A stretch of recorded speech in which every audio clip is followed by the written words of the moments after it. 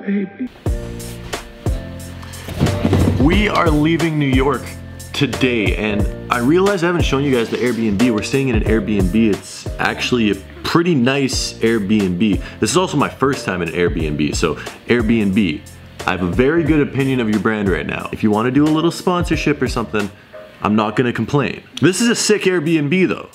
Let's take a look at it. Spacious table in the dining area for video editing, eating Subway cookies, looking at shoes, and I don't know why there's toilet paper here, but there's also toilet paper here. Pretty cool living room, couch, TV. The living room's also sort of been my bedroom this weekend. This is the ghetto air mattress I've been sleeping on. There's a leak in it somewhere, so I've been waking up just laying on the floor every single day. There's also a huge abundance of space heaters in this apartment. And as far as I know, space heaters are like 100% illegal to have in New York apartments because it's like a ridiculous fire hazard. So whoever owns this place, thank you for keeping us warm, but also like you might want to investigate that a little bit because this is a nice place. I don't want it getting like taken away from you. I don't want you to get a fine or anything, but there's like 17 space heaters in this place. Here's the kitchen, not very big, no food in the fridge, very echoey. This is the room Pete's staying in. He actually gets a bed. This is the room Eric's staying in. He also gets a bed.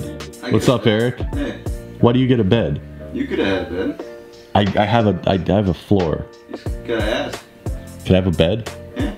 And then we got the bathroom, which to be honest is actually pretty nice. But the best part of this Airbnb is there is like a rooftop patio.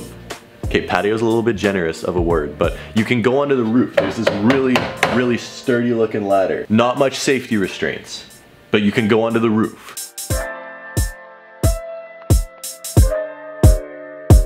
Baby.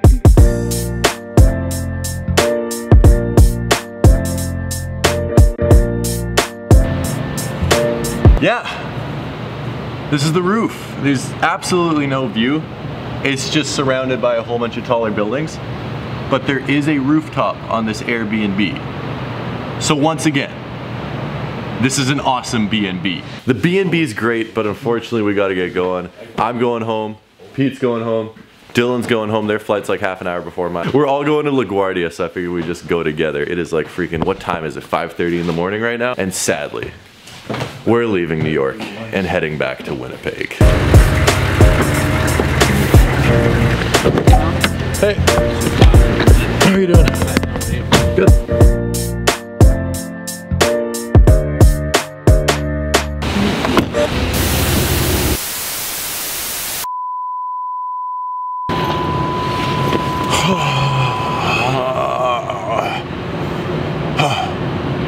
You guys want to hear a good one? Okay, I'm gonna give myself 2 minutes to complain and then I'm done, and it's back to positive for the rest of the video. 2 minutes to complain and I'm done. So I was originally supposed to go back to Winnipeg at like 8 o'clock tonight. I had to change my flight because Matt, my friend, who is also the varsity coach at the school that I coach, junior varsity, needed to leave the city for work for a conference. So I need to coach varsity tonight, and we're actually coaching against the team I used to coach against, so I'm actually pretty excited for that. As a result, I needed to change my flight because I can't exactly land at 1 a.m. tonight if I'm supposed to be coaching at 7. So I changed my flight, leaving at 8:15 in the morning. Pete and Dylan were leaving at 7:30 in the morning. So I'm like, hey, let's just split the cab fare, go to LaGuardia together, makes more sense. I got there 45 minutes earlier than I needed to though, because their flight was 45 minutes before mine.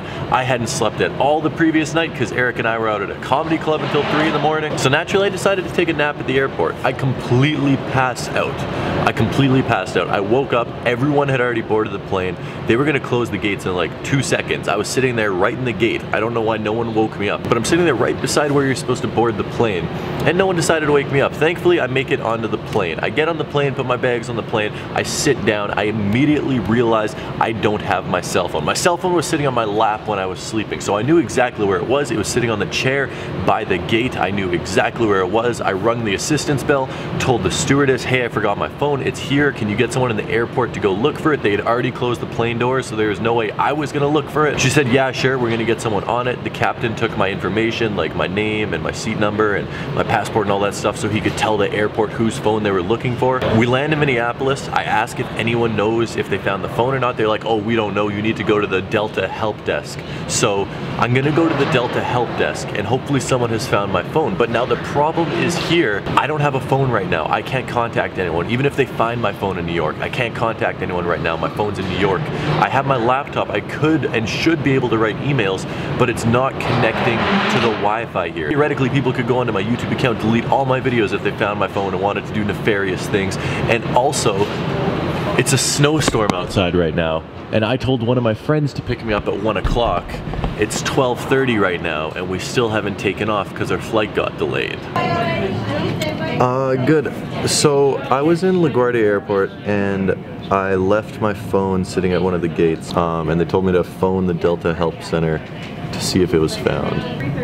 Okay. Thank you. All right, have a good one.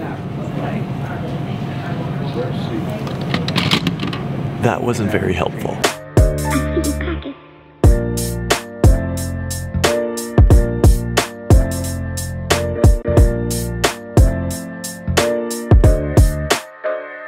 Baby.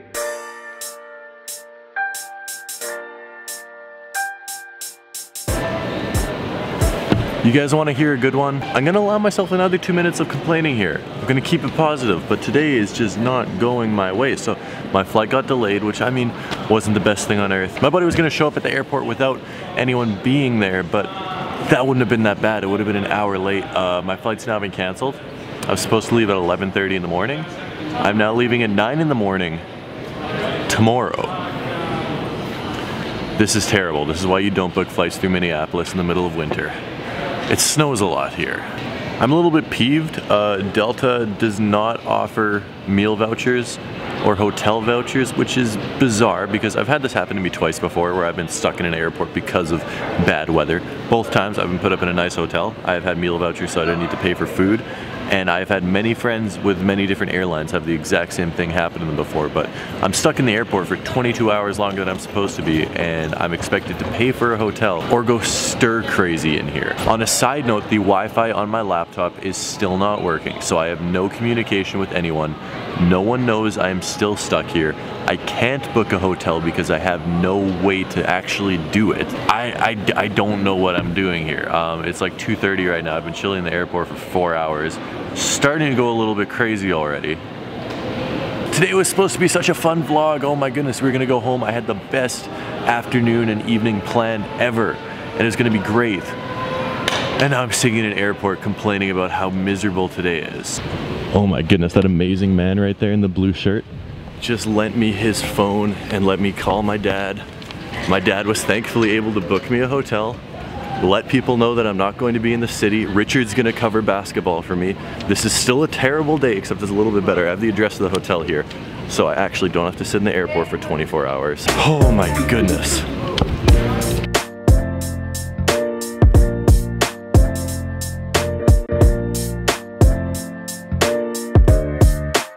Oh my goodness, guys, if you run into me in the street today, don't talk to me because I'm going to fight someone. I'm so mad right now, I'm so mad right now. I'm so mad right now. Shout out to Balloon Shop if you guys ever watched them, but I'm actually mad right now. I was walking around in the airport, as you just saw, and I do this thing where I spin my camera, and it's a transition, and it looks cool. I usually don't have a duffel bag strap running across my body though. I tried to spin it. The tripod caught on the duffel bag strap. The camera smashed against the ground. The lens flew off the camera. And the little plastic pieces that actually hold it onto the camera are broken. I'm not sure if that's a part that can be fixed. Hopefully it is. Hopefully it's a $60, $70 repair instead of a new $600 lens, except it's pretty screwed up, so I wouldn't be surprised if it's a new $600 lens. Thankfully I have another lens so I can talk to you guys. If you guys are ever looking for advice of how to waste $1,400 in a day, here's a good piece of advice. $600 camera lens, $800 phone, and I had to pay to rebook my flights too, so that's also like $100 too. So I wasted $1,500 today and I'm still stuck in freaking Minnesota and nothing to do, so thank you guys for watching. This has been a very frustrating video. Hopefully tomorrow I get home. Oh, wow, I'm very upset right now, guys. I really appreciate all of you. Thank you so much for watching, and I'll see you tomorrow.